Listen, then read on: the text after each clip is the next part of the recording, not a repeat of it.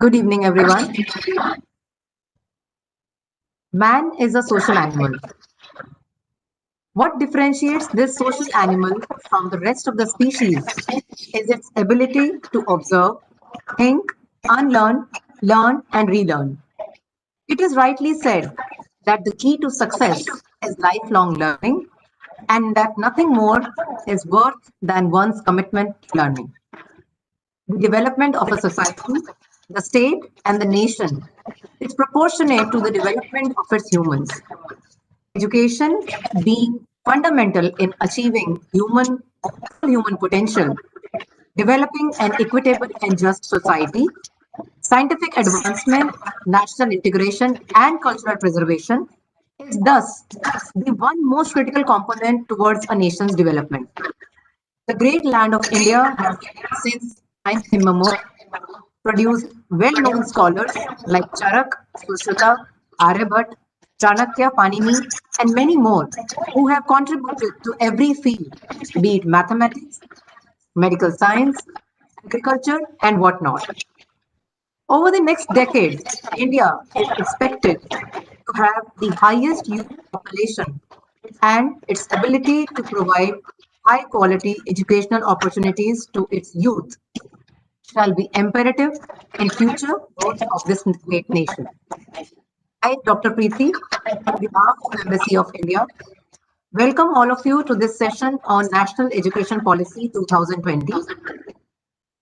This National Education Policy 2020 is the first education policy of the 21st century and aims to address the many growing development needs of our country. Have an enlightening session on this new education policy. We have an eminent panel of speakers today here with us. It gives me an immense pleasure in welcoming Dr. Muralee Thummarukudy, Chief of Disasters and Risk Reduction, United Nations Environment Programme, Dr. Vidya Yeravdekar, Pro-Chancellor, Symbiosis International University, Dr. Kiran G.R., Dean, Middle East College, Sultanate of Oman, Dr. Mathew Philip, Acting Dean of Muscat College, Sultanate of Oman, Dr. Sudha Acharya, Principal ITL Dwarka, New Delhi. I would also like to welcome officials from Oman government, members of Board of Directors of Indian Schools in Oman, educators in the higher education institutes in Oman, principals, vice principals, teachers of Indian schools in Oman, and distinguished viewers who have joined us online today. Also take this opportunity to welcome Sri Manu Mahavar, Ambassador of India to the Sultanate of Oman. I may now request Ambassador Manu Mahavar to kindly address the gathering, please.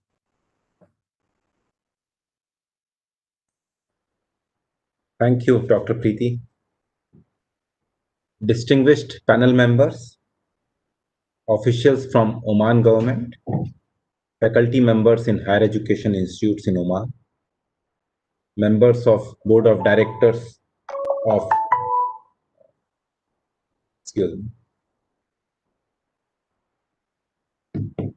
members of Board of Directors of Indian Schools in Oman, principals, vice principals, teachers of Indian schools, and distinguished viewers.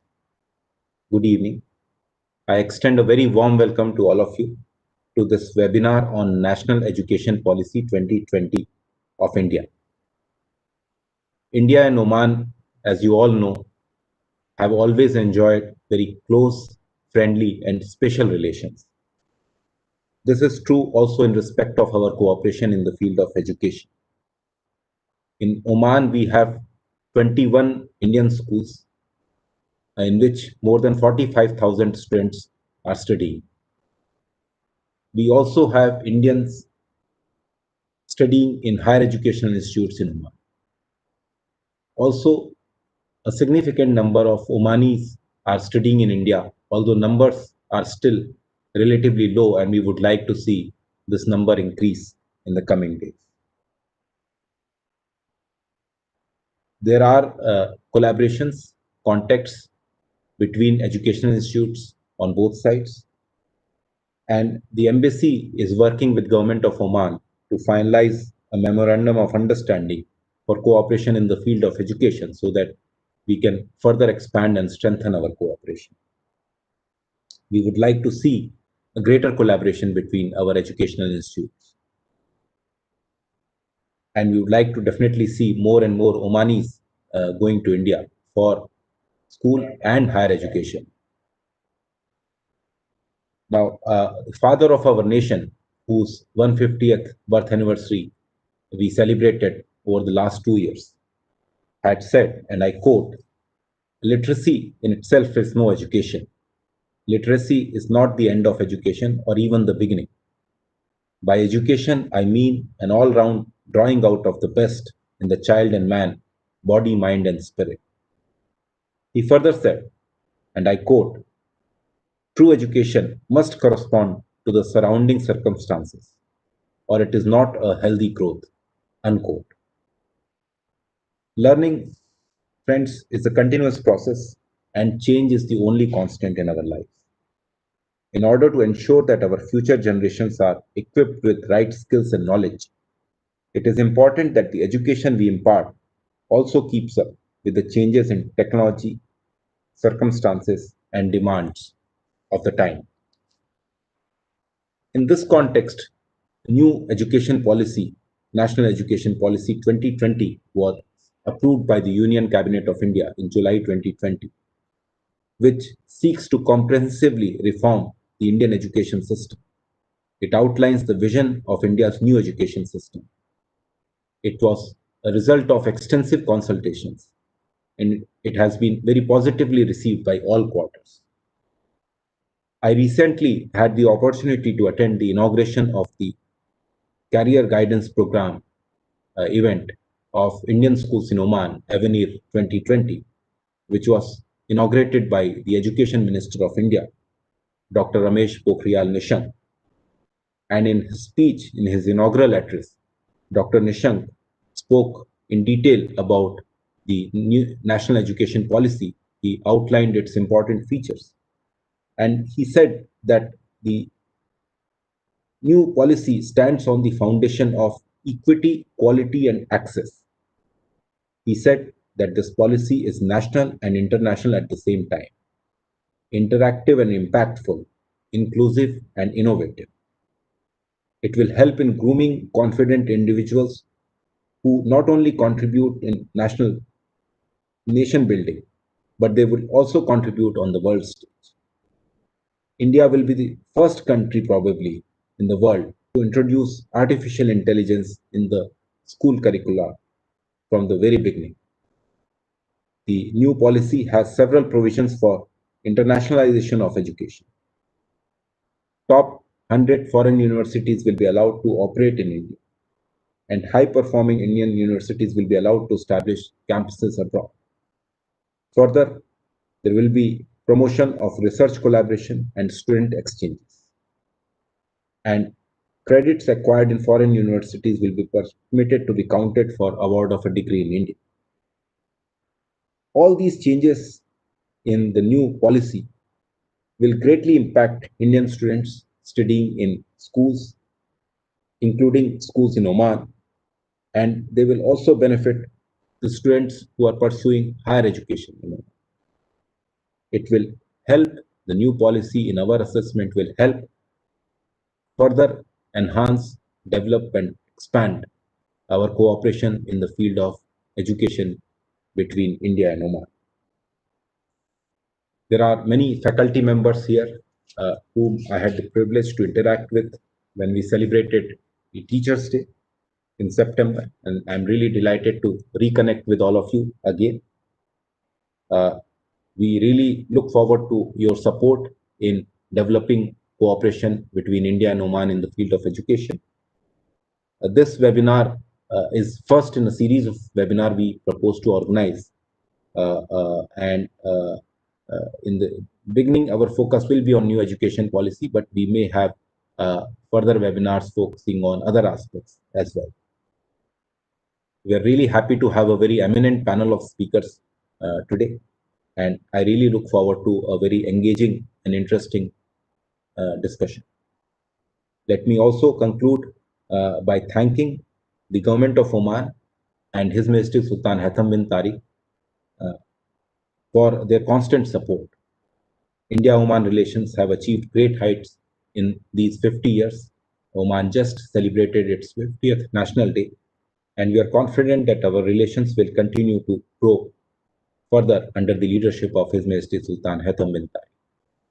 I once again extend a warm welcome to all of you to this webinar. Thank you.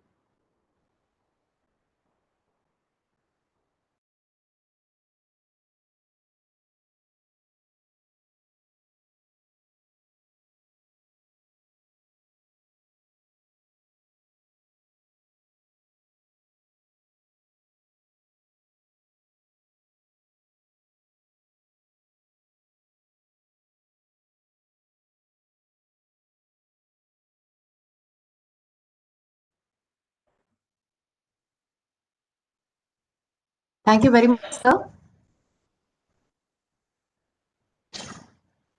Discussion further. A brief introduction on the national education policy as extracted from itself. The world is undergoing rapid changes in the knowledge landscape with advances such as the rise of the big data, machine learning, and artificial intelligence. Many be taken over by machines. The growing emergence of epidemics and pandemics will also call for collaborative and the need of multi learning.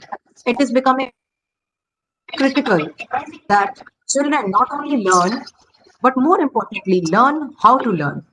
Education thus must move towards less content and more towards critical thinking, problem solving, being creative, innovate, adapt, and absorb new material in every field. Pedagogy needs revamping and curriculum needs to be multidisciplinary. In one word, holistic education. The sustainable education, which has also been adopted by India in 2015, seeks to ensure inclusive and equitable quality education and lifelong learning opportunities for all by 2000. This requires of the entire education system so that all of the critical targets and goals SDGs of 2030 Agenda for Sustainable Development can be achieved. In further time, I would like to tell the viewers that this event is being streamed online at the Embassy's YouTube channel as well as the Facebook page. Our distinguished guests and viewers are kindly requested to post their queries or comments in the comment section, and we shall try to address them during the course of the event.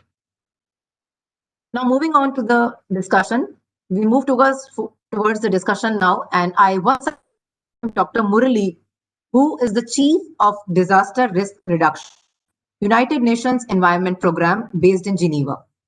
Dr. Muralee holds a PhD in Environment Engineering from the Indian Institute of Technology, Kanpur. He is an alumnus of the International Leadership Academy and a Beers Fellow at the University of California, Berkeley. He has over 25 years of experience in environment and disaster management as a corporate advisor, post-crisis environment management expert, and is the author post-disaster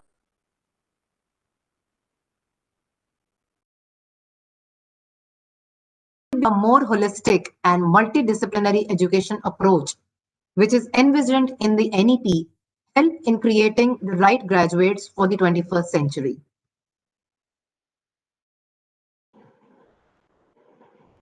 Thank you. Thank you, Dr. Priti, for the kind introduction. Your Excellency, the Ambassador, other distinguished guests, officials of the Ministry of Oman. I'm extremely delighted to be in this panel for multiple reasons. Number one, it's a very diverse panel, and I always make it a point that I only participate in panels which are diverse with the right level of gender representation. So I'm very happy to see the panel in Oman being very diverse. I used to work in Oman, and therefore I have very close affection and affinity to the country. But more importantly, even though I have been working in the field of disaster management for last 25 years, education remains the most passionate subject for me. I started my life as a faculty member at the Indira Gandhi Institute of Development Research in Mumbai. And since then, I have continued to associate with universities across the globe. And when I was in Oman, I was very actively working with the Sultan Qaboos University. I must start by saying that I was actively participating in the process of which culminated in the new national education policy. When the initial 400-page draft came in, I spent a lot of time providing input into that document so that you would have a very positive document fit for the 21st century. And I was extremely glad to see the new policy coming out in July 2020. It's coming after about 33 years since our last education policy. And it is truly bringing India's education policy in line with the best in the world. Coming to the specific point of multidisciplinarity, which Priti asked me, absolutely. I think the education by default has to be multidisciplinary. And that has always been the case. That if you look at traditional education in any part of the world, it has always been multidisciplinary. People used to study chemistry, used to study mathematics, medicine, religion, theology, all together. And that's how science evolved. The compartmentalization of education is a comparatively recent phenomenon. But then we moved that compartmentalization a bit too much. But when I went to do my civil engineering degree in the 1980s, I had to study 51 different courses. And I had choice of just 2 electives out of 51. So maybe 4%. And when I went to IIT Kanpur to do my master's and PhD, I learned that I could take up to 40% of the courses as electives. And those 40% could be from, not only from engineering, technology, or science, but also from humanities, also from English. And that really expanded my perspective of the subject as well as the whole idea of education. And since that time, I really wished we had a system in every college in India, every school in India, where the students are able to take as many type of courses as they want. And the new education policy for the first time says that if you are taking medicine, you should have an opportunity to even learn music. If you're studying philosophy, you should have an option to study physics or vice versa. And that will truly create more rounded personalities. And this education policy gives that opportunity for us. But not only, it is also proposing establishing of large multidisciplinary education and research universities called MERUs. Like IITs and like IIMs, like AIMS, these new institutions would be the lasting foundation for changing the educational culture in India. And when we have more and more of these multidisciplinary educational institutions in all the states, and the whole idea of multidisciplinarity is imbibed in every higher education institution, I'm sure that will be revolutionary and will be a exemplary to other parts of the world. Thank you.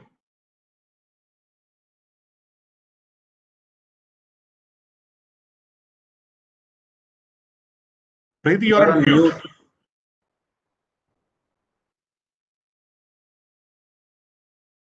Priti, you're again on mute. Sorry. No, something wrong. I'm extremely sorry. I think some technical glitches at my end previously also. Audible? Yeah. Thank you, Dr. Muralee. That was a nice overview as given by you. We move further. Dr. Vidya is the Principal Director of Symbiosis Society and the Pro-Chancellor of Symbiosis International University. Dr. Vidya holds a postgraduate degree in medicine, a degree in law, and PhD in internationalization of higher education in India, and has authored books on this area. She has been appointed at senior positions in various governmental bodies like University Grants Commission, Central Advisory Board of Education, and Indian Council for Cultural Relations. She also serves as member or independent director of many reputed institutes and boards. She is also a chairperson of the FICCI Committee on Higher Education. Dr. Vidya has been appointed as member of the expert group on global outreach of higher education, formulated to implement National Education Policy 2020. It's indeed proud for us to know that she has been ranked number 14 amongst India's top 25 powerful women by Fame India magazine. Dr. Vidya, welcome once again. This question is for you. How is NEP 2020 going to impact the higher education in India? And how will the changes to the regulatory system of higher education help in improving access and quality? Dr. Vidya, please. Thank you, Dr. and Your Excellency, Ambassador Mohavarji, and my distinguished colleagues on this panel, and the distinguished audience from Oman. I hold a special connection with Oman because I was there working with the Ministry of Health as a gynecologist I think from 1992 to 1997. I was in a place called Al Suwaik, which is about 1.5 hours drive from Muscat city. And they were one of the most memorable years of our lives because I was with my young kids who went to school there. And therefore, I was closely associated with the Indian schools as well. Apart from that, of course, Symbiosis International University also has a center. We have a collaboration with the Kimji Training Institute, and we do a lot of in-service training for employees from various corporates who come and do their executive development programs with us. But Oman, to me, is almost like a second home. I love the country. It's very, very beautiful. And I'm glad that we also have now a professional connection with Dr. Kiran, because he and I sit on the Obrial Global India chapter, and we are doing some work in the area of internationalization through Obrial Global. So with these few words, I thank all of you for inviting me. The national education policy is really an exciting policy, and I think it is one policy that all of us feel it belongs to us. I think this was a policy that came out after 34 years, and there was a very, very wide consultation done by the government, by the Ministry of Education, and consultation not just with academia like us, but with students and with even other stakeholders like industry, NGOs, and including the Gram Panchayats. And I must applaud this government because they've really done, so much of consultation that this whole policy has evolved. And if you really see the journey of this policy, and I always tell people that just don't read the 64-page document that is on the net on any of the MOE websites, but read the draft national education policy, because that is more descriptive, and that actually shows how this policy was evolved. I was fortunate enough to be a part of one of the consultative groups on internationalization of higher education, and I'm now, of course, on the group that is going to actually give a report as to how to implement internationalization of global outreach. But apart from that, through the FICCI Higher Education Committee that I chair, we gave a lot of inputs, and therefore I feel that all of us feel that it's a policy that is that we've been a part of, and I think that's the biggest differentiator from any other policy. One more thing, one more differentiator is that a subject that is very close to my heart, which is internationalization of higher education, and of course not just close to my heart, but I think very relevance now with the impact of globalization. That has been included as a chapter in this national education policy. And if you study the earlier policies, you won't see much of discussions on internationalization.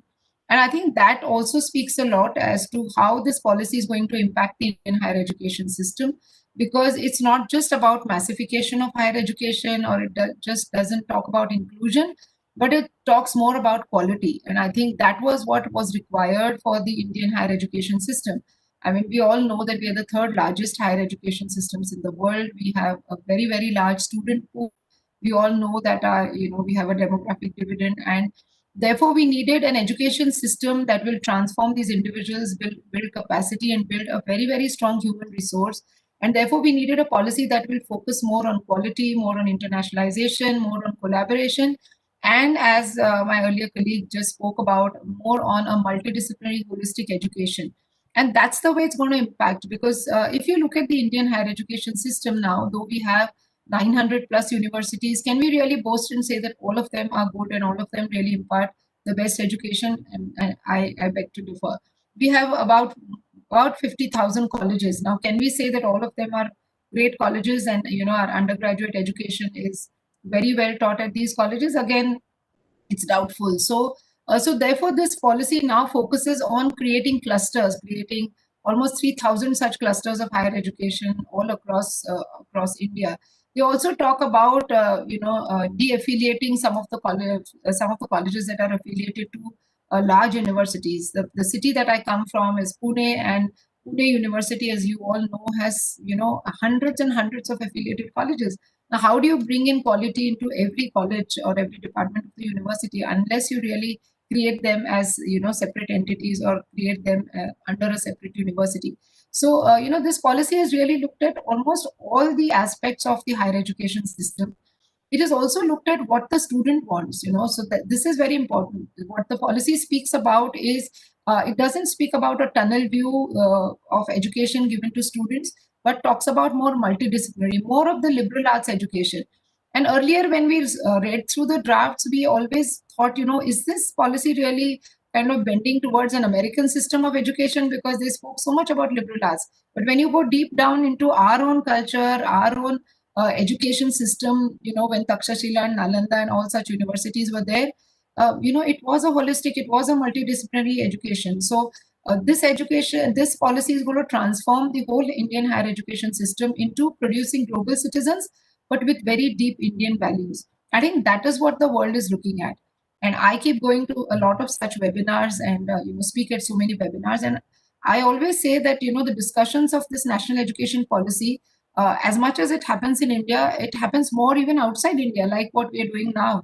There are people who are going to talk about and listen to this national education policy who are not Indians, or maybe who are Indians but living outside of India. So there is a lot of curiosity.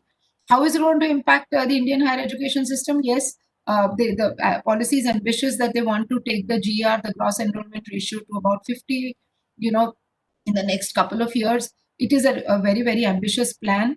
They talk about digital education, which is again very ambitious. So India does have its challenges, we know, but I'm a very optimistic person. I believe that when this policy was made, there is a goal that they look at, and then, the challenges can be overcome to achieve this goal.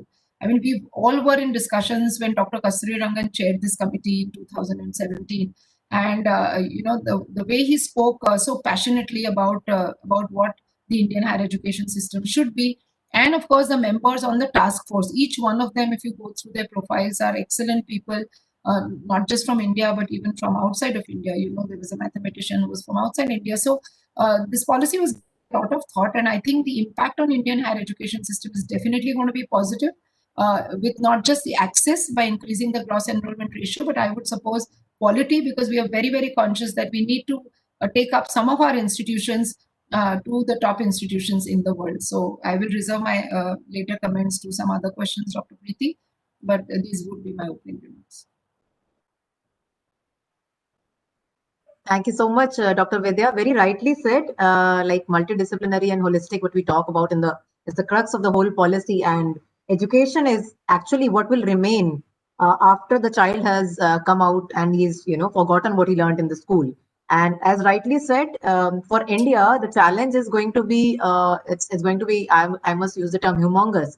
The transformation path which you mentioned for a hugely populous country like us, the challenges are going to be stronger, I'm sure. And we are taking those challenges in the later segment of the discussion forward. So thank you so much, Dr. Vidya, for the inputs. We move on further. Dr. Kiran. Dr. Kiran is currently the Dean of Middle East College, popularly known as MEC in Oman, which is one of the largest higher educational institutions in the Sultanate of Oman. Dr. Kiran holds a PhD in Information Systems from the London School of Economics and Political Science, UK. Brings with him a vast experience of around 25 years from various roles at national and international levels in areas related to higher education management, teaching, research, strategic policy development, quality assurance, social computing, governance reforms, e-governance, and ICT for development. Dr. Kiran has been part of the governance bodies of MEC and has been a key member in the development of 2 5-year strategic plans. In the last 14 years, he has taken the lead in driving the strategic objectives of the college and spearheading institutional efforts on driving student employability and internationalization. Dr. Kiran has traveled worldwide to around 30 countries, which has given him immense opportunities to learn from leading schools and universities and also share his wisdom with all. Dr. Kiran, we welcome you once again. Dr. Kiran, what are your views on the holistic and multidisciplinary education approach as envisioned in the NEP that is intended to create the right graduates for the 21st century? Thank you very much, Dr. Priti. Good evening. Your Excellency, distinguished panelists and guests. A short answer to your question is yes. This policy actually helps multidisciplinary education. And as Dr. Muralee just pointed out, education by definition has to be multidisciplinary. So you can't be anything else. If you look at the policy, I wanted to point out some key themes which cuts across the policy again and again, and which is about access, quality, equity, the teaching and learning and the assessment changes, multidisciplinary, holistic or liberal education, flexibility and mobility, technology, the emphasis on skills, employability, and internationalization. There will be others, but key themes. And when we need to look at the multidisciplinary from the perspective of the other themes as well. So it's not one particular area alone. And as Dr. Muralee was pointing out, and Dr. Priti as well, I mean, we have enough studies which show that by around 2030s, around 50% of the jobs as what we know today wouldn't exist. It's also clear that single discipline, single skill jobs will be automated. We always talk about the kind of skills and knowledge required. We talk about problem solving. We talk about creativity. We talk about critical thinking, communication, which are very critical for the 21st century. So the challenge here as higher education institutions is to prepare graduates for jobs that have not yet been created, for technologies that have not yet been invented, and to solve problems that have not yet been anticipated. So the current generation and the new generation of students have to deal with a series of issues which are very different from what we were confronted with, particularly on sustainability, issues of climate change, etc., which again, by definition, requires you to be multidisciplinary. Because there's no issue, there's no physics problem which is going to come up or a chemistry problem which is going to come up, but it's going to be multidisciplinary by definition. So one has to be prepared. Of course, the existing policy, which is like 34 years old, in 1986, again reviewed in 92, happened at a time when perhaps we were not even sure about how internet is going to change the way we live. So there's a huge difference in terms of what we need to do today. Now, when we talk about multidisciplinarity, we can talk about two dimensions. One is, of course, the dimension of the curriculum, which Dr. Muralee was pointing out, and many of the leading institutions in India are considering that. I mean, under technical education, you have humanities and sometimes liberal arts, etc. And so there is an understanding in that direction. But that's not enough. we really need to think about multidisciplinary institutions. And that's very important because there's a vast difference between a multidisciplinary curriculum and a multidisciplinary institution. And the policy not only talks about the curriculum change, but a structural change in the way our universities and higher education institutions will be, including the IITs. So the advantage for the student is that he's no longer looking at an additional module of anthropology. Say, suppose you're a civil engineer or a mechanical engineer, if you're looking at engineering subjects, you're not looking at an module of anthropology which is being taught in a class where your other students, if you're meeting the same students again and again, but taking up a different course. You're now talking about a civil engineering student interacting with an economics student and an anthropology student and a liberal arts student. And so that gives you the kind of width in terms of understanding and problem solving. So I think the idea of curriculum being multidisciplinary is something that institutions can do even today, and that's possible. But what the policy does is to really make that structural shift, and that's going to be difficult. We all know, but that's where the big change is going to be. So, including our IITs are going to become multidisciplinary. It goes back to, as Dr. Vidya pointed out, it's nothing new for India in the sense that our age-old systems, we're looking at the Eastern systems, we were looking at that. And the policy talks about Banabhatta's Kadambari, the 64 Kalas, and which includes science to arts to liberal arts. So this is definitely the very, very positive way of how we can take this forward. We're very, very excited about the policy. So it does not, to answer your question, it provides a good impetus towards creating the right graduates, but also the right citizens for our country. Thank you, Dr. Priti.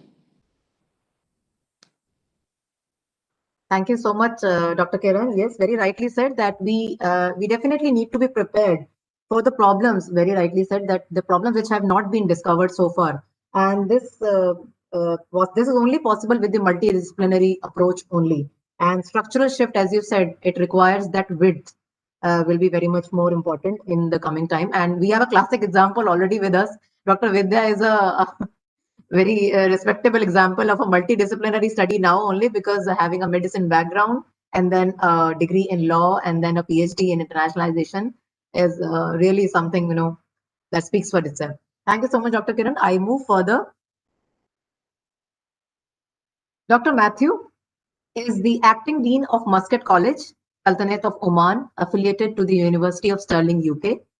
He brings with him 28 years of experience, out of which 22 years in higher education and 6 years in the corporate. He has earlier worked in European University, Cyprus as professor and Christu Jayanti College, Bangalore as professor and dean of the MBA program. He's a fellow of the Higher Education Academy of UK. His teaching forte include strategic management, marketing and consumer studies. He also has to his credit numerous work of research in impact journals and also on the editorial of reputed journals. He is also a renowned keynote speaker at various conferences and events. Dr. Mathew, this question is for you. According to you, how shall this holistic and multidisciplinary education approach help in preparing the candidates to face the new century challenges, what we were talking about earlier? And what are the key changes in the undergraduate and the postgraduate program under the National Education Policy 2020? Dr. Mathew, please.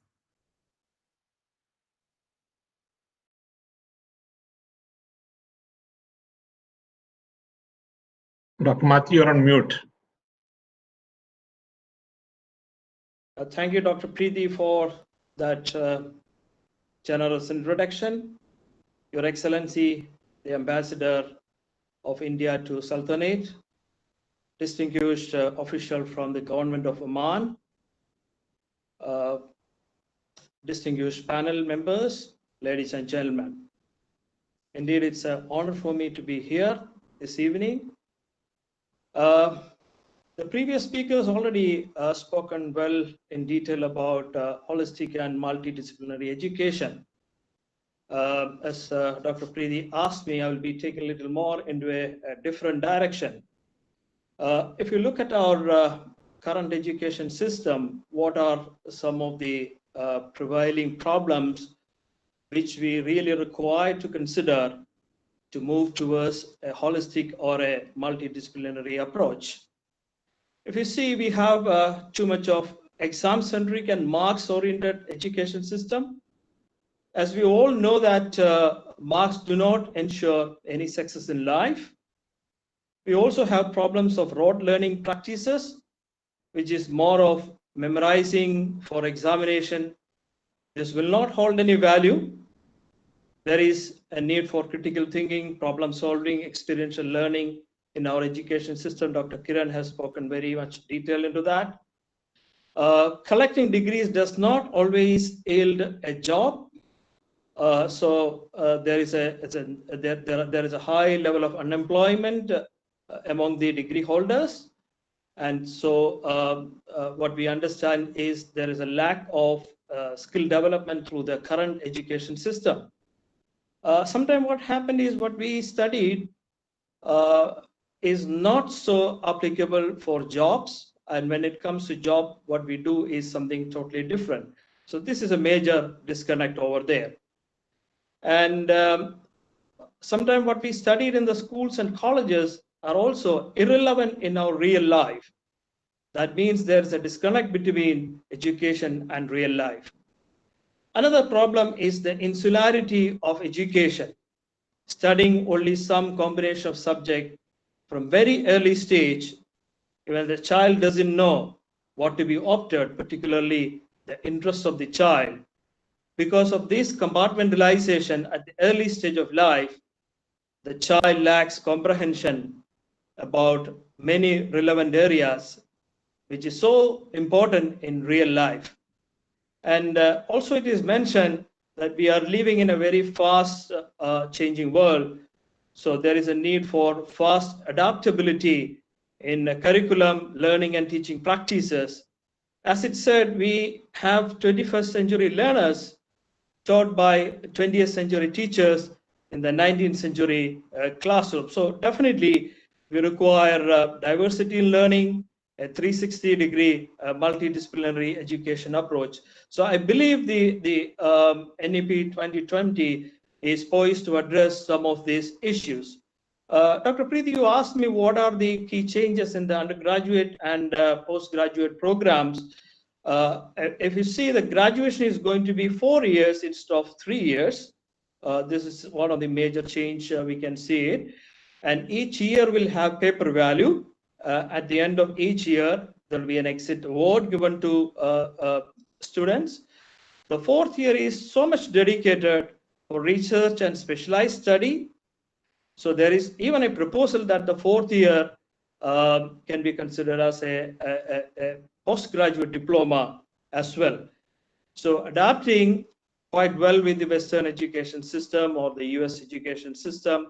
So that is something which is quite required at this point of time. At the same time, we are also aligning quite closer with the Indian values, the Indian education system, as the previous speakers already talked here.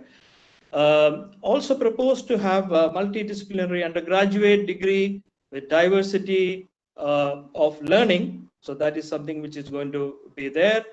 What we can do is there will be 3 different routes for the post-graduation, a 4-year of an undergraduate degree plus 1 year of the postgraduate study, or a 3-year bachelor degree with a 2-year postgraduate study, or a 5-year integrated postgraduate program like IIM Indore or Punjab University. Some of the universities are already providing. This is a major thing we can see it here.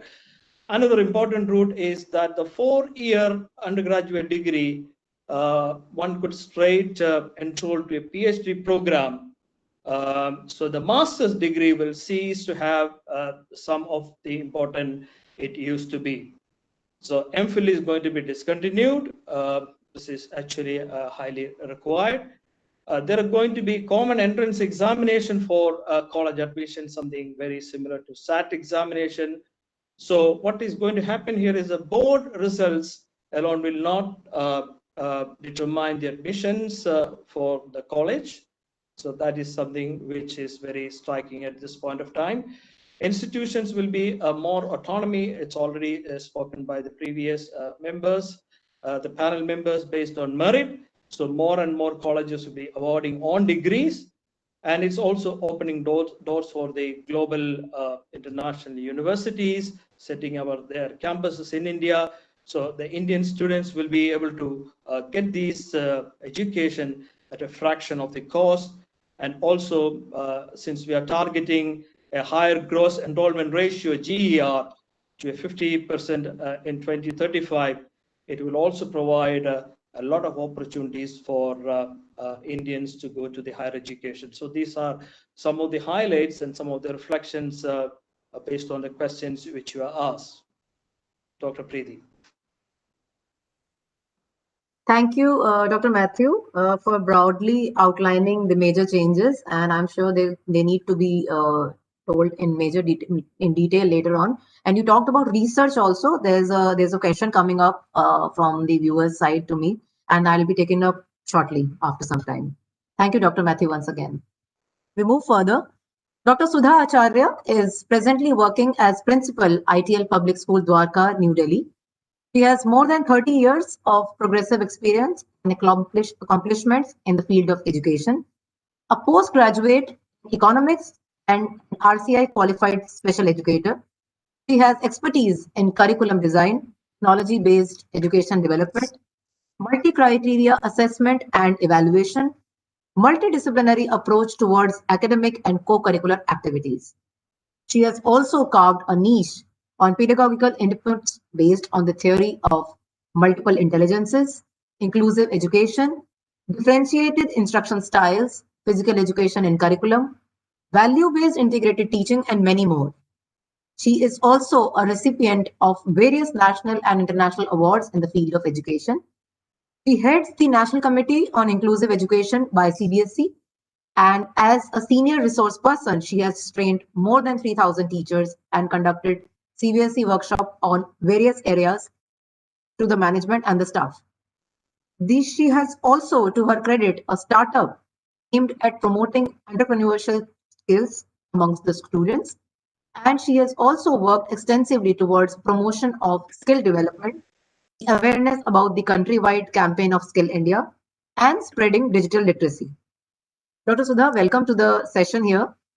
And we see a new term here, which is called 360-degree holistic progress card of a child.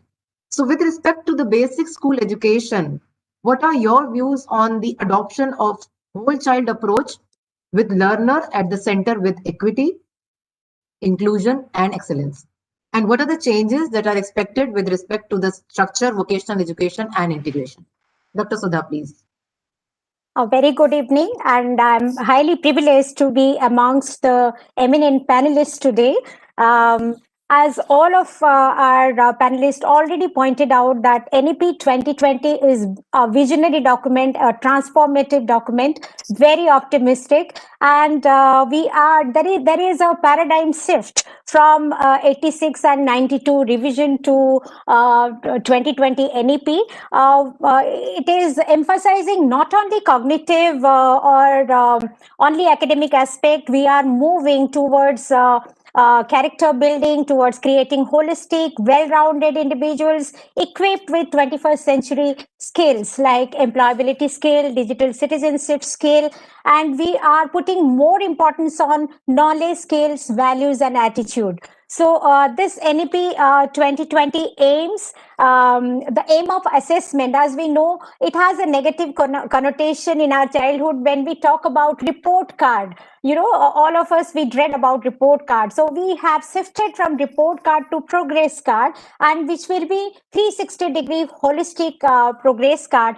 The aim of assessment in the culture of our schooling system will shift from one that is summative or pen and paper type and primarily test rote memorization skill to one that is more regular and formative, is more competency based, skill based, promotes learning and development for our students. It tests higher order skills such as critical thinking, creating, co-designing, or conceptual clarity. The primary purpose of assessment will indeed be for learning. Learning for assessment for learning, as learning, and off learning. So this assessment 360 degree, when I say the assessment will be by self-assessment, peer assessment, parent assessment. So when I talk about self-assessment, the child should know how I want to be assessed, or what are the self-competencies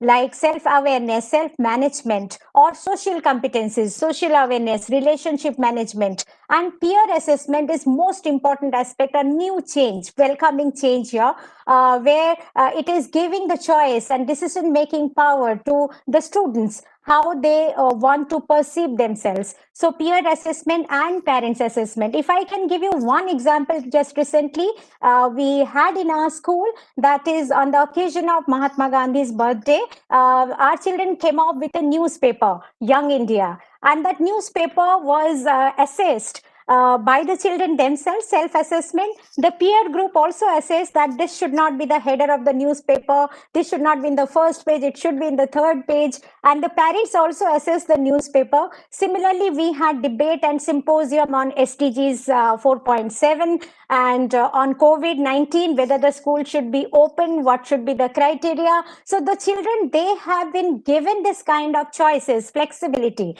to decide in what way they want to be assessed. We have moved away from pen and paper test. It can be done by group discussion, by theater reading, by a video presentation, by making a brochure. You want to go to Jaipur and make a brochure. So here, business studies, accountancy, economics, everything can be done, integrated very nicely. Or so different aspect like integrating the subjects, the skills and competencies. So when a group discussion is taking place on a topic which is very relevant to their life, so it is assessed by their peer group, by the teacher group, and you put it for the parents also. So the very nature of parent-teacher association and the meeting, which the parents generally they dread, that something the teacher is going to talk about my child. So everybody has a lot of assumption. Now the very nature is changing. We has done throughout the month, every month or every alternate month, when we meet parents, we take the input from the parents and we display what that child has done in the last 2 months, what progress the child has made. The child can move from a bully to a peer educator.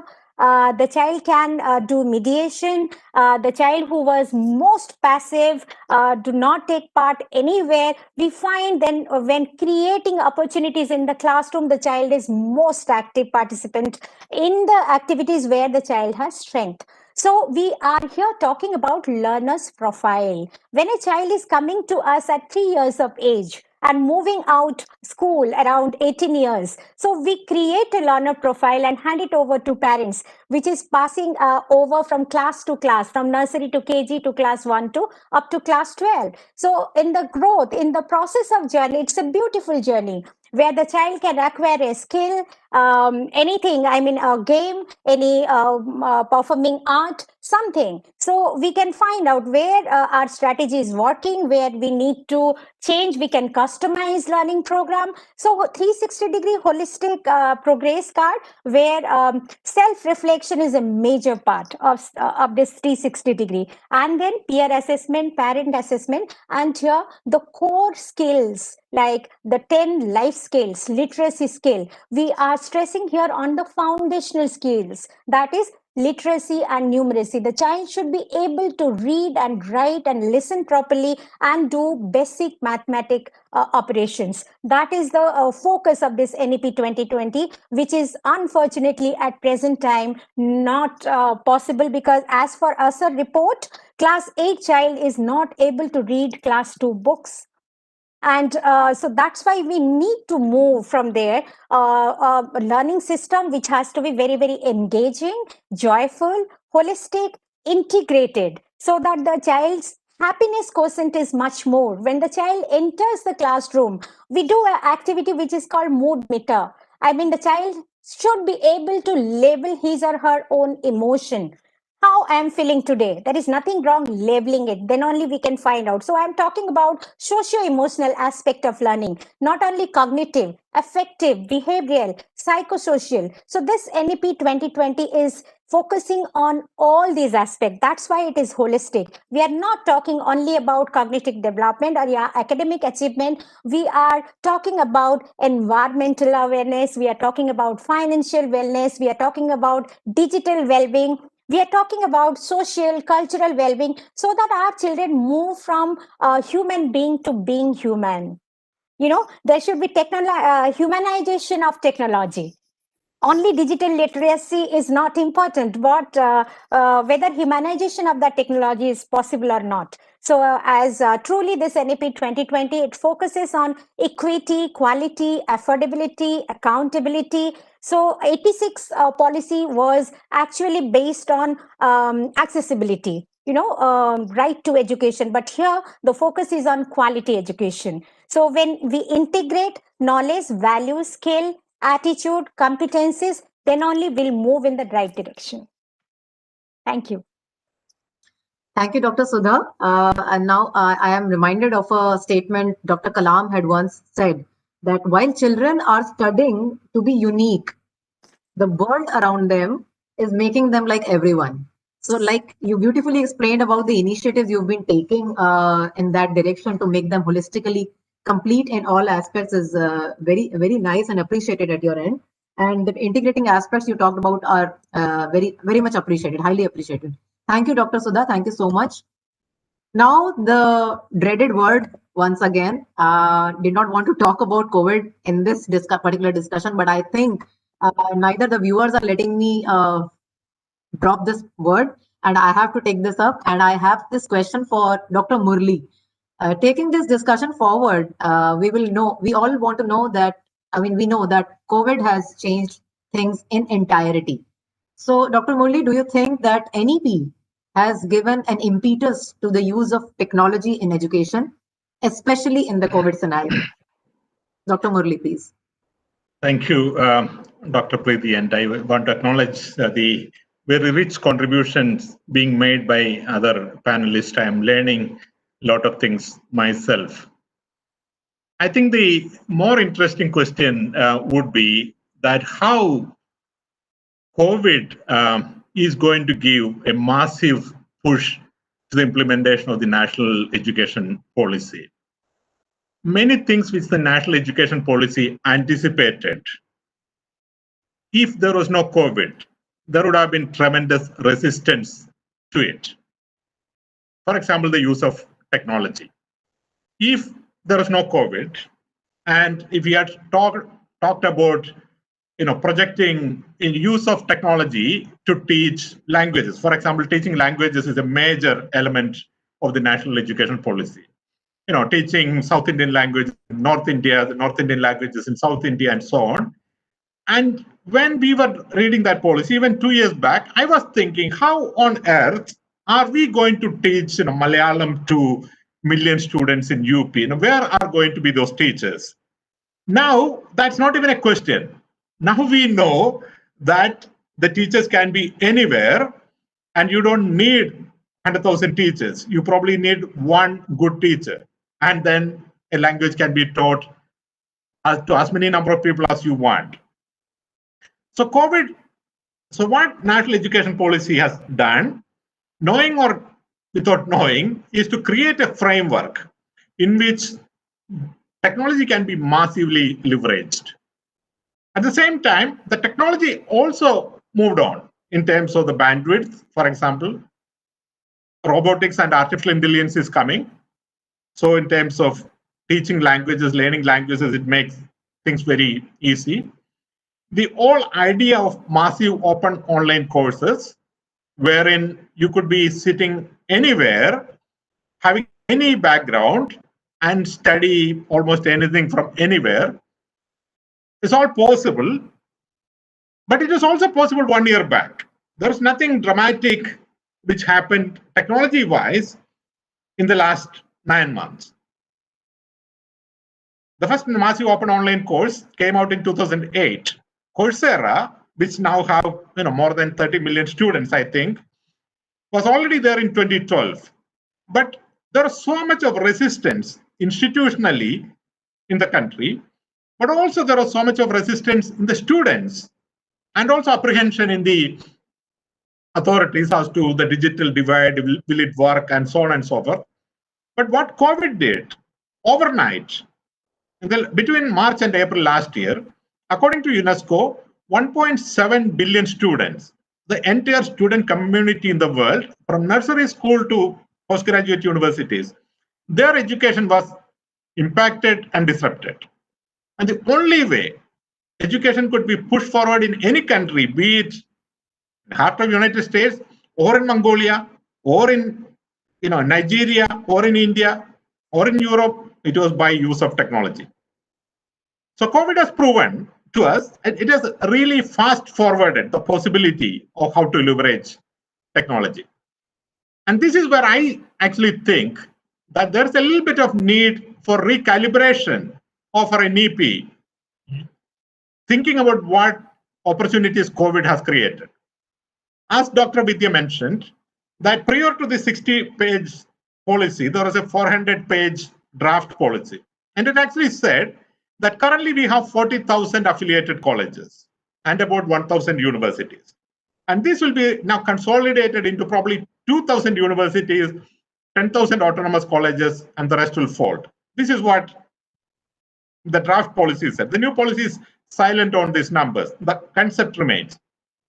But I think what is going to happen now is that the number of universities, instead of expanding from 1,000 to 2,000, probably will compress into much smaller numbers, and they will have to have the possibility to increase in scale.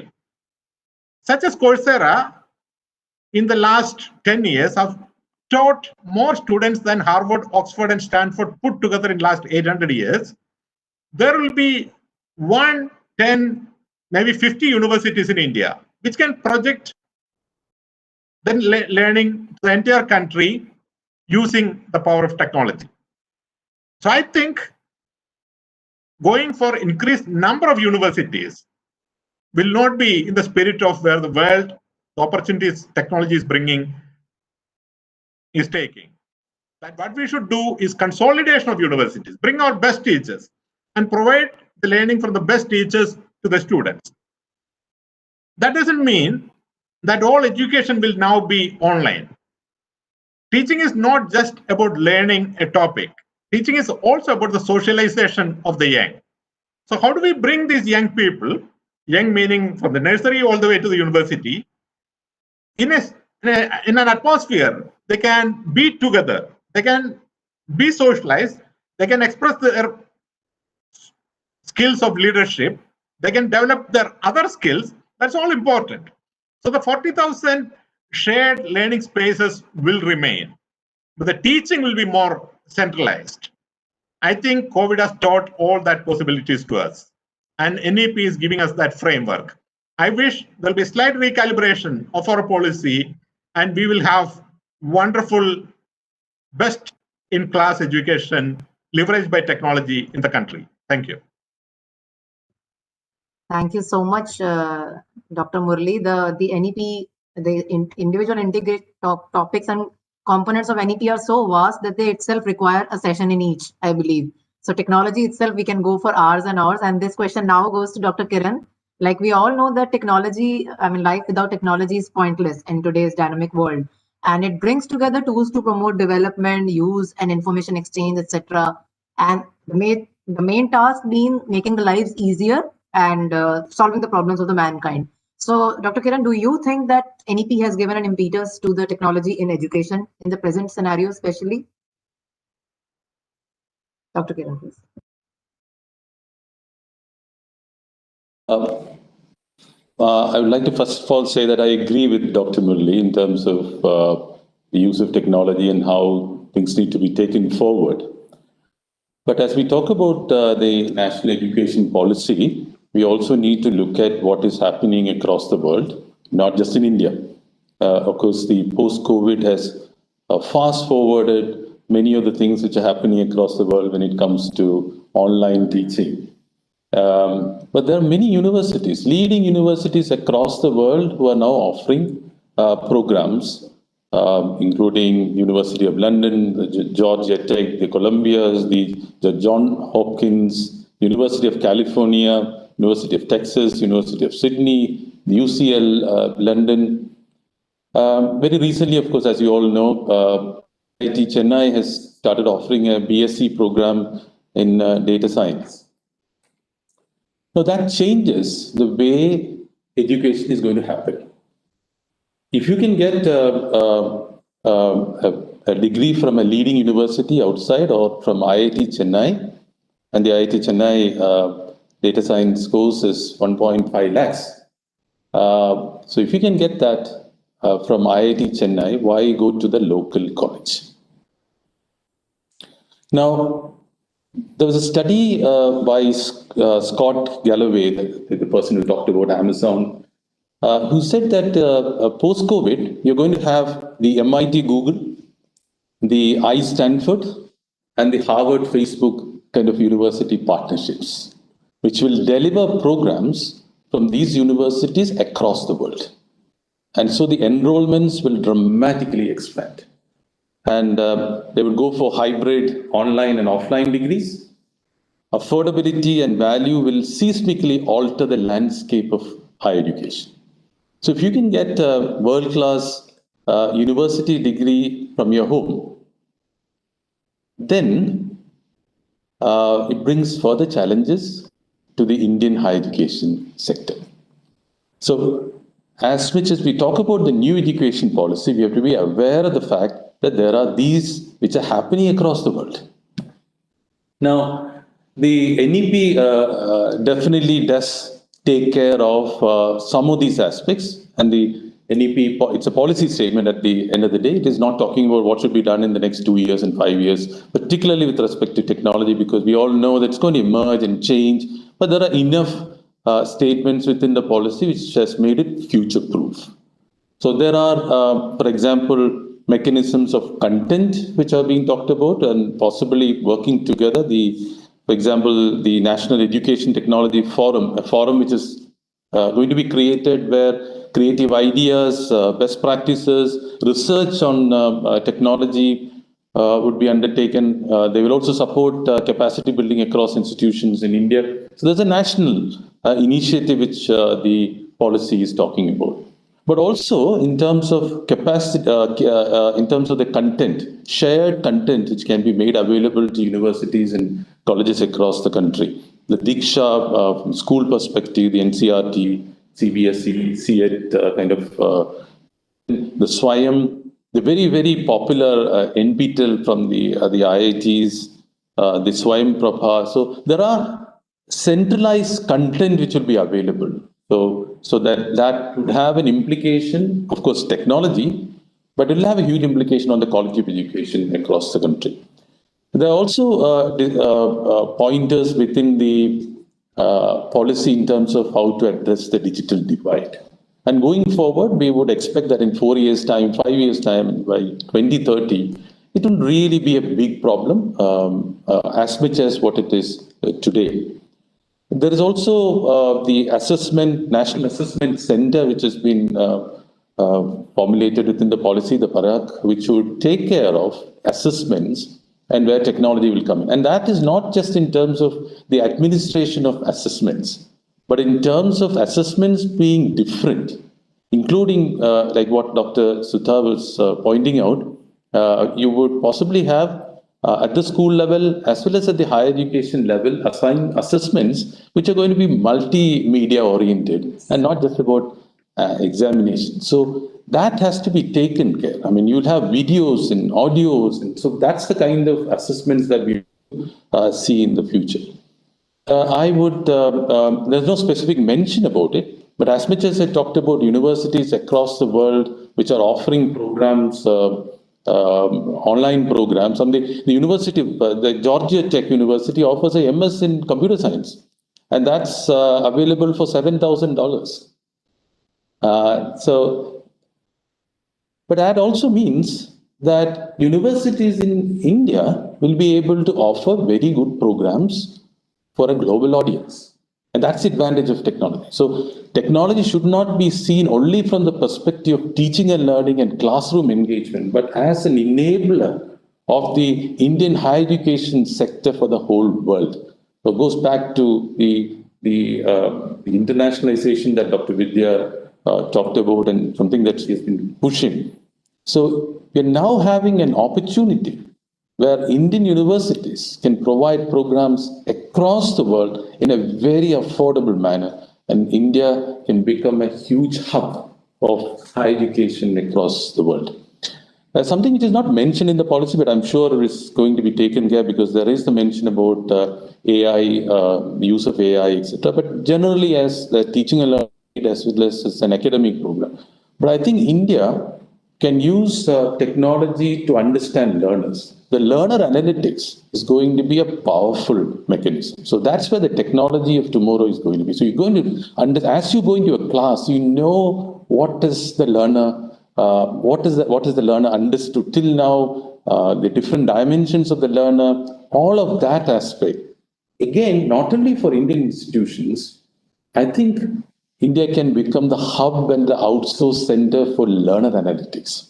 So the technology has a huge implication, not only in terms of teaching and learning and assessments, but in terms of taking India to the global level.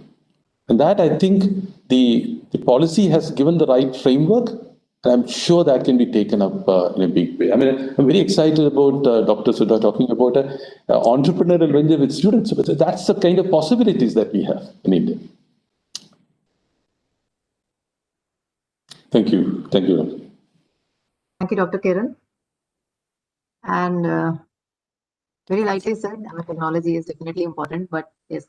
Dr. Mathew, you have been in Oman since long. And how will the policy enable student mobility across institutions in India and abroad, especially in Oman? Dr. Philip.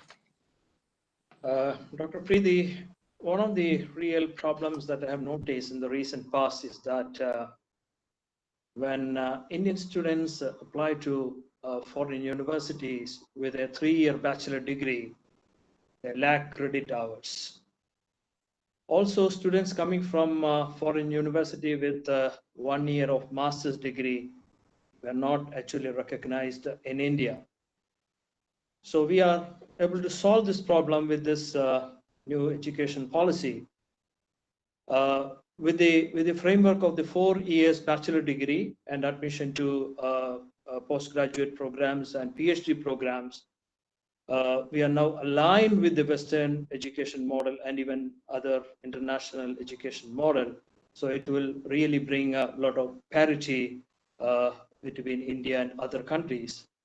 So this is going to be really solved. And secondly, with the introduction of the paper value at the end of each year of the undergraduate program, the movement between one institution within India as well as moving to abroad is quite possible. Currently, that is not the case if a student didn't complete a course that is called a dropout. So this is really giving a lot of flexibility in terms of moving students within India or moving outside of India, or students coming from other country to India. So the mobility is going to be quite easy. If you see the Oman framework, Oman qualification framework, a bachelor degree is for 4 years, so it is quite aligned, and a master's degree is 180 credit points. So a bachelor and masters are getting aligned with the Oman qualification framework, so which is a quite good advantage. So there is a possibility of movement between Omani higher education institutions and Indian higher education institution that is making very easier with the new system. So the mobility is quite easy, and I understand, as Ambassador mentioned at the introduction, we are targeting Omani students moving to India and vice versa. So this new education policy will really facilitate to have the movement quite easily. Thank you, Dr. Priti. Thank you, Dr. Philip. I would ask Dr. Muralee, you have Any brief views on that, what Dr. Philip just now said? Thank you, Dr. Philip.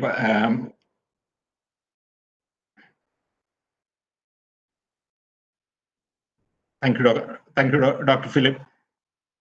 As Dr. Philip mentioned, the restructuring of our graduate program into the 4-year and having this integrated 5-year degree or 1-year master's really make our movement more seamless between countries. That's one important aspect. But to me, there is an equally important aspect of the National Academic Credit Bank, which the new education policy is establishing, which allows students who studied in one university and studied a certain amount of time could move into another university and continue studies. Now, this is already practiced in Europe. As per the Bologna program, you could study in any of the European universities, start in Switzerland, complete your education in Spain, do 2 semesters in Spain, 1 in France, 3 in Switzerland, get a degree from Switzerland. And this is between countries. In India, you can go to one state and between 2 universities, no, you cannot move with a credit. We are just correcting an anomaly which existed for last 40 years. And the sooner we do it, the better. I'll just make one more point that not only classroom credit, what is being taught online, what is studied outside the classroom can also be made into a credit and deposited in your academic credit bank. So the portability of your qualification expands enormously. And that'll be the lasting contribution of NEP. Thank you. Thank you so much, Dr. Muralee. And I come back to Dr. Kiran on the same thing that, you are heading one of the best institutes in Oman, sir. And how do you see the way forward with respect to the scope of higher education in terms of India-Oman relations and the related things we talked about just now? Dr. Kiran. I think, first of all, as His Excellency pointed out, it's a historic relationship that India and the Sultanate of Oman has, and this is there for thousands of years.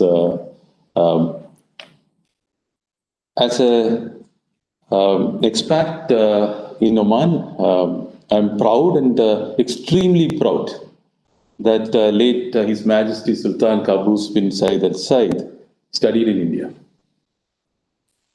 And he was taught by the late President of India, Sri Shankar Dayal Sanu. So that's the kind of a relationship, even in education, that we have. But the relationship cuts across commerce and trade, investment, technology, culture. And Oman is one of India's most trusted and friendly neighbors. And education has played a major part as well. And His Excellency clearly pointed out what those links are. And we are also happy to know from His Excellency that there is an arrangement and agreement that is going to be signed on education. So that's there. And I think it requires no more details. But the NEP comes at a particular point in time where His Majesty Sultan bin Tariq has reorganized the government sector and the education sector of Oman. So he's brought together the vocational, the academic, and the research under one umbrella, which goes very aligned to the national education policy of India. And so you can see that there are huge possibilities naturally for us to now link the 2 countries. Dr. Mathew pointed out regarding the national qualification framework before exit, which is also in complete alignment to the national qualification framework of Oman. So which makes things much better. Many times, students from Oman found it difficult to go because of the complex systems. And they couldn't even complete, if they had completed 1 year, they could not exit, they wouldn't get a degree, even after studying for 2 years, they couldn't come back. So all those complications will be over once we have the national qualification framework. And this is an extremely good period of time, both in terms of the national education policy there and the structural changes which have happened in Oman. In addition to that, there is an impetus on research and innovation being given right from His Majesty. And if you listen to His Majesty's speech when he took over, the first use was on research and innovation. And so there's a huge scope for Oman and India to collaborate. And we can also look at the fact that Oman has a recent history in terms of higher education, modern higher education. The Sultan Qaboos University was started only in 1986. But the tremendous progress that this country has shown gives a clue regarding where Oman can be in the higher education sector by 2040. And I think it is important for both India and Oman to work together, because it is to the advantage of both countries to work together. Both in terms of students moving that side, this side, not necessarily the entire course being done in one place or the other. A portion of the courses to be done in India, a portion of the courses to be done in Oman. That would be really nice. I'm also looking at the possibility of more and more internships happening across the two countries. There's a huge possibility for that. And all of this, at the end of the day, people-to-people contact is not just from an education and cultural perspective, brings countries together. So the NEP has within it the possibility of bringing the Sultanate of Oman and India further closer. And we are very excited about that. Thank you. Thank you, Dr. Kiran, on that. And taking the internationalization further, I come back to Dr. Vidya on this. And Dr. Vidya, we see that you have authored books on internationalization of higher education. So what are your views on internationalization of higher education, its relevance in the 21st century education?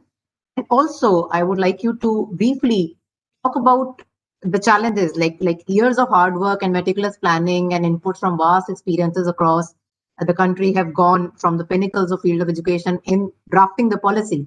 And however, every new initiative and reform will face its teething troubles as well as challenges ahead during various stages.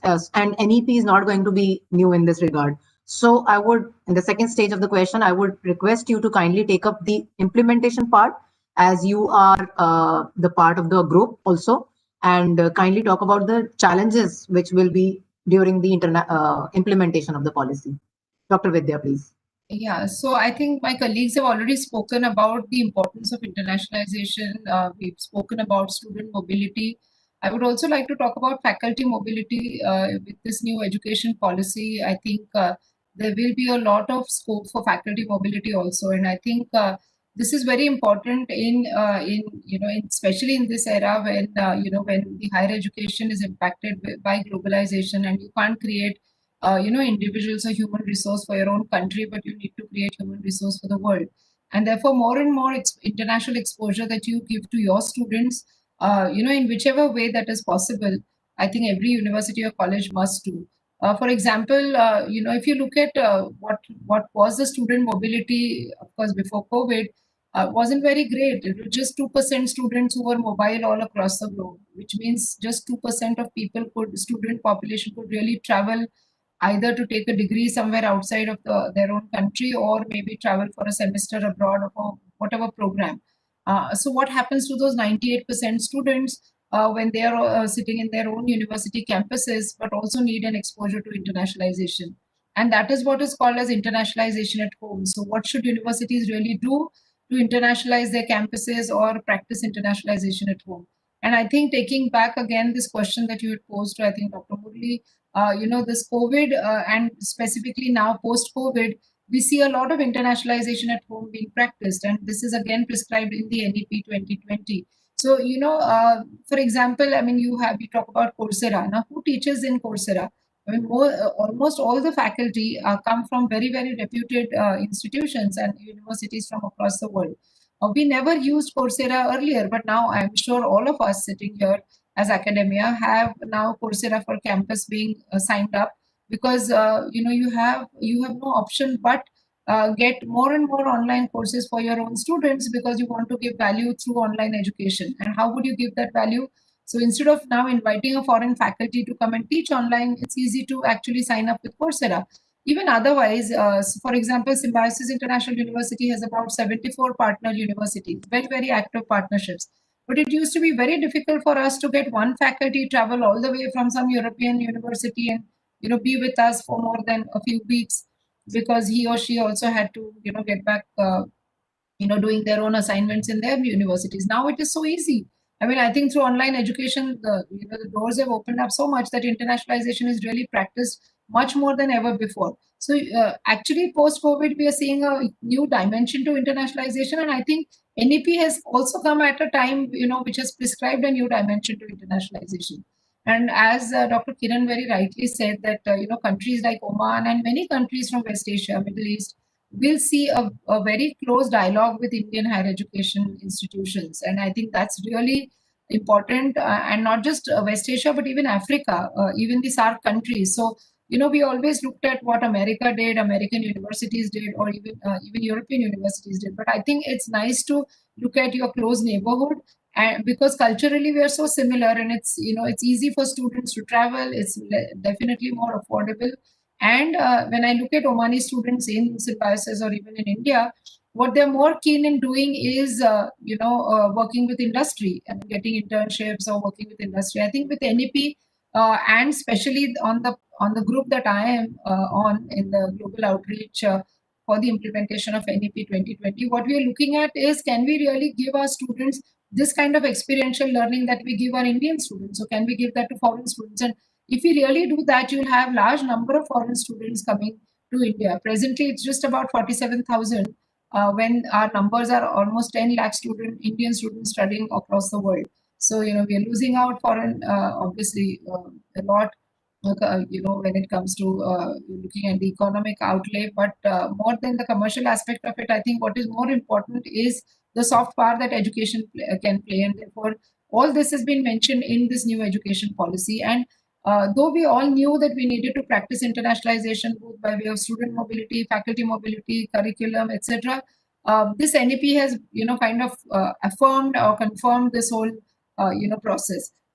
After the NEP, some of us came together along with the Association of Indian Universities and now formed a Indian Network for International Education, where there will be a very strong network. Now, imagine if Oman has a network like this and we collaborate with Oman, the Oman Network for International Education. So a lot of possibilities on internationalization has been shown through this NEP 2020. Your next question was the challenges of implementation. Certainly, I mean, now the UGC has, I was quite surprised that the Ministry of Education would really act so fast. I couldn't have imagined this happening earlier, but the Ministry of Education has given this task to UGC, and UGC has formed several committees, like I am on one of the committees. There are several committees, which are the task force committees for implementation of NEP. They're looking at a lot of things being done by the academic year 2021, and I really hope that this happens. The only challenge that I see is, with education being a state subject, how is the state governments, and typically the state governments that do not hold the BJP flag, I don't know how they are going to look at implementing NEP 2020, but so, I think it's for educational institutions to really look at it, then the government prescribing. And if each one of us in India really looks at what can I take from, or what can my university really take from this NEP, and how can I implement it, I'm sure we can do it. So I think 2021 is going to be a landmark year, when we will see a lot of implementation of NEP 2020, of course, with its challenges. Absolutely, Dr. Vidya very rightly said. And on a similar note, I can very well appreciate, me being in Oman presently, I can very well appreciate when Dr. Kiran was talking about the research part of it. And the ministry itself here being, I think renamed as a component of research added into the name itself, research and innovation also. What is it called now? Ministry of Higher Education, Research and Ministry Innovation. of Higher Education, Research and Innovation. Yeah. So now it's the Oman itself has stepped a place further in that regard. So my question would be to Dr. Mathew in this regard, he being from Oman again. And like research is, we all know that it's been creating new knowledge, and it's always a crucial element more than ever now. So Dr. Mathew, in higher education, how much importance is to be given to research and research related activities, and how does it really now going to shape the future? Dr. Mathew, please. Dr. Priti, research is the integral part in the higher education. research-based teaching can also make teaching more attractive. So there is a teaching research nexus, which we all talk about. Many studies have established that there is a positive relationship between teaching and research. So quality of research not only benefits students and institution, but it also benefits the society and the nation at large. Also, research is an important component in today's academic ranking and promotions of faculty. It is also important for the ranking of institutions, also important for the accreditation process. We all know that recently we have seen many of our Indian HEIs are not ranked highly in the global ranking index like Times ranking or a QS ranking. So one of the real problems is the quality of research. So this needs to be really tackled.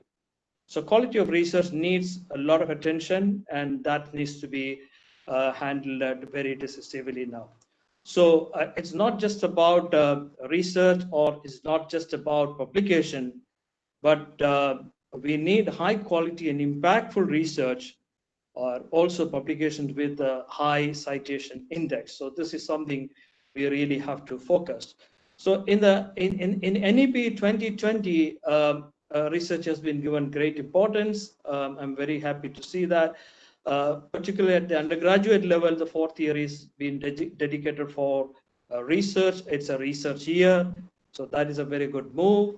Earlier, the undergraduate students were not given enough exposure to research, so this is something very encouraging for the country and for the education sector. And there is also going to be a National Research Foundation to improve the research and innovations according to this. At the university level, institutions may be categorized into research universities and academic universities.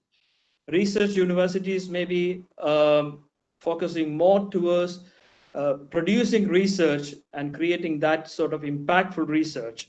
But whereas the academic universities will be focusing more towards the teaching and learning process. So that classification and differentiation may be taking place under this new policy.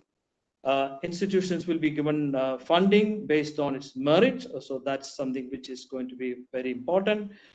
I think in the accreditation and benchmarking process, there should be more robust, particularly in assessing the research output. So that is something we need to really look into that.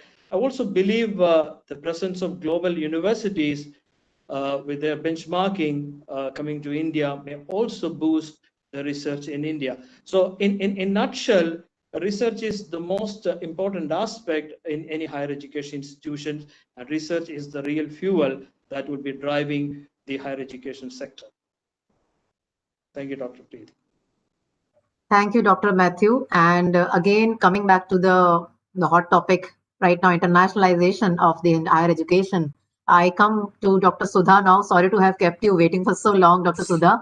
And continuing with the internationalization part, do you see that Indian board also shall be including best practices from the international school education patterns? And like there is a mention of there is no hard separation going to be between the two streams, and these kind of things have been mentioned in the policy. So can you briefly elaborate upon the things? And also, I would like you to kindly take up from the school's perspective, from the basic education perspective, the challenges we are going to be seeing ahead for the implementation part, and what, according to you, shall be the way forward.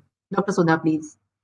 Yeah, when we talk about best practices followed in international schools, already we are having international exchange programs with Germany, with France, with Singapore. All these countries, our children are already interfacing. And the best practices, as you said, there is no hard separation. This NEP 2020 is coming up with a lot of contemporary subjects like holistic wellness, organic living, fitness, artificial intelligence, intelligence already has been, we have already taken up the subject, AR, VR, and computational thinking. All these subjects have been integrated in our schools. We have already moved in that path.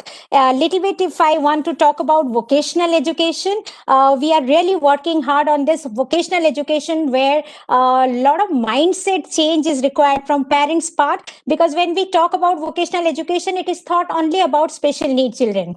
Let them train in some kind of vocation so that they can be self-reliant. But we have moved ahead, international and both national, as our Prime Minister said, that move from local to global. So we have got interfacing with industries like hospitality industry, automobile, and internship program with RBI, with ISRO, with hospitals, with Accenture, with Deloitte. Our children are going, and in summer vacation and winter vacation, they are having 15 days internship program also. And interfacing with industry, it gives them a lot of exposure that in 21st century job market, what are the challenges they are waiting for them, what kind of right skills they should acquire. So we are really working hard on this. So the vocational education, and when you talked about board examination, you had one question that how it is going to be changed. So the core curriculum will be restricted to the core capacities, core essentials, so that more space for research. All the panelists are talking about research. We also have moved towards project-based learning, research-based innovation, adoption of new technology and new methodology. So our classroom is very, very diverse. A lot of students having special need, lot of gifted children, a lot of so-called, as we label them as below average or first generation learners. So the teaching learning process has gone through a whole change, paradigm shift. So if we talk about board examination, the high-stake board examination has been made easier. Children can take these exams twice a year. One main exam they can improve upon, and slowly we will move towards semester system maybe. And I am offering presently multimedia, web designing, fashion technology, physical education, English, and these are the combinations. So you cannot bind them in any stream, like the child is from science, humanities, commerce stream. There is no hard separation. Science students are having legal studies also. So physics, chemistry, biology students are having fine arts. So why not let them explore? So this kind of welcoming changes have been given a real right impetus in our NEP 2020. And if I talk a little about early childhood care education, which was not in the formal sector earlier, especially 85% of neural development takes place during the age group of 3 to 6. So they were outside the formal education system. In private schooling system, we already have nursery, KG and all, but in government school, they were joining school system around age group 6. So now they have been brought into the formal schooling system, which is very, very welcoming change, so that we ensure that these foundational skills, or these children learn through playway, multi-level, through puppets, through songs, through music, through sports, through dance. So art integration, sports integration, all these things can be possible. And for this, teacher training is more important. Teacher is the most important component in this NEP 2020. We were training children. I have been to Oman from CBSE side to train teachers for 3 days. I was there. So I had a beautiful experience there. But empowering teachers with the latest technology and with the latest changes which is happening in our global ecosystem, educational ecosystem, that is a must. If you come to challenges, I'll talk about our rural population.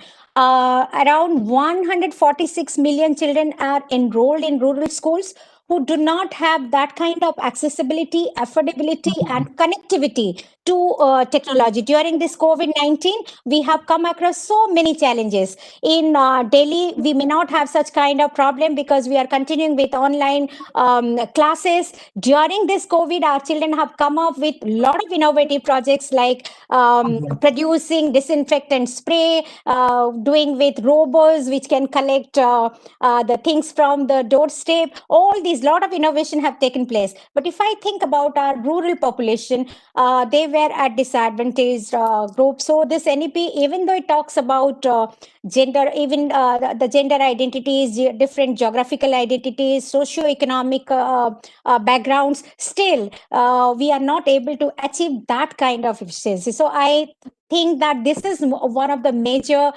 challenge. Another challenge is gross enrollment ratio 100% by 2035. Huge amount of investment in education is required. I mean, 6% of GDP we are thinking of, but how far it is possible, it will be a challenge. So any policy is as good as it is implemented. So these are the major challenges in the rural areas, digital transformation as we are thinking of, and investment in education, teacher training, another. Thank you so much, Dr. Sudha, for such sharply summarizing the issues at hand and the way forward. Thank you so much. And now we are formally towards the end of the closing of the formal discussions. We also have with us today Dr. Reshmi Krishnan, Associate Professor, Head of Research at Muscat College, Oman. Dr. Reshmi has been instrumental in coordinating and helping the organizing of this webinar, actually. And I request Dr. Reshmi to kindly summarize the discussion briefly and for the benefit of all, and also propose a vote of thanks on behalf of the embassy. Dr. Reshmi, please.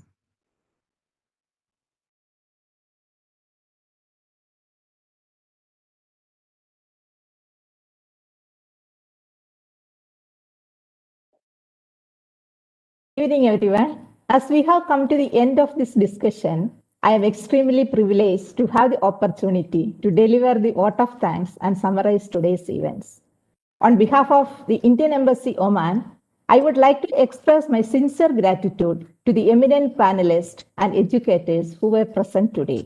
Dr. Muralee Thummarukudy, Dr. Vidya Yeravdekar, Dr. Kiran Jia, Dr. Mathew Philip, and Dr. Sudha Acharya, who enlightened us about the new educational policy and its impact on students in primary, secondary, higher secondary, as well as higher education.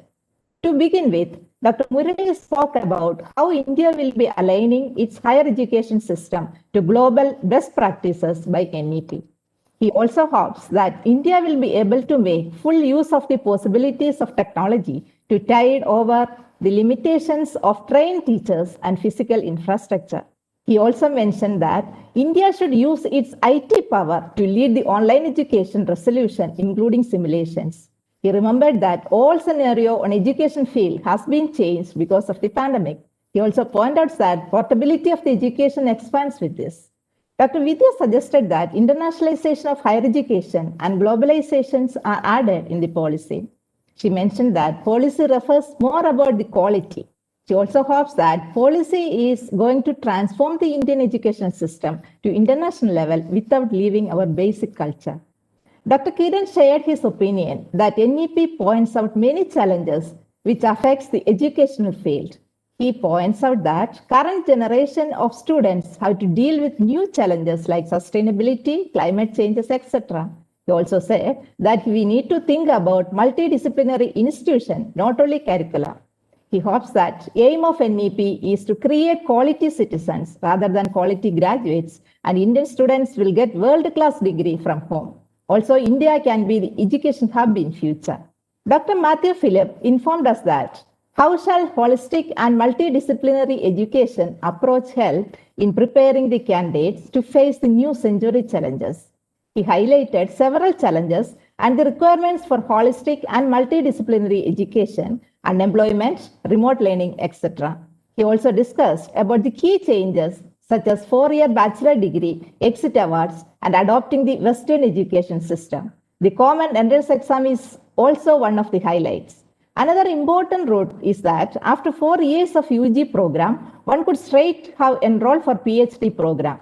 Dr. Mathew mentioned how will the policy enable student mobility across institutions in India and abroad, especially in Oman.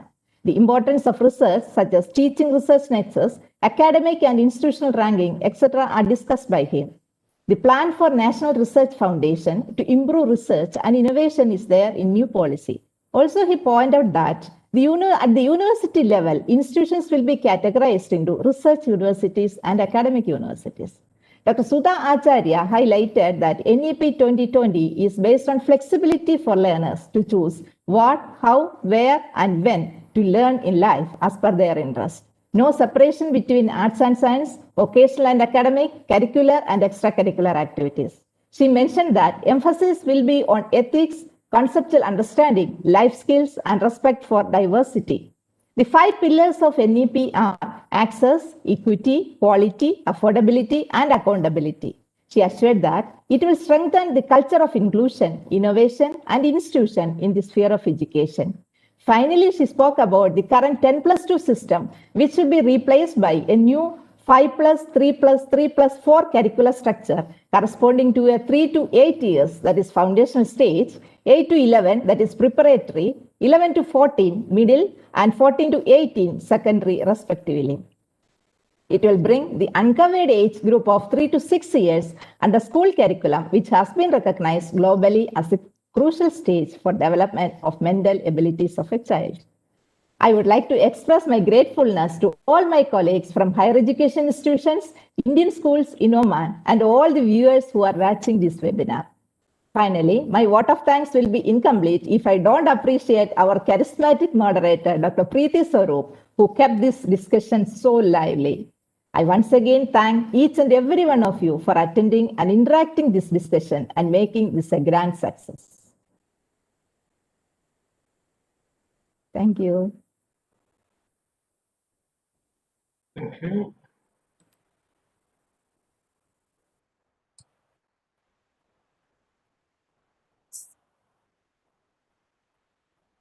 Thank you. We are still live.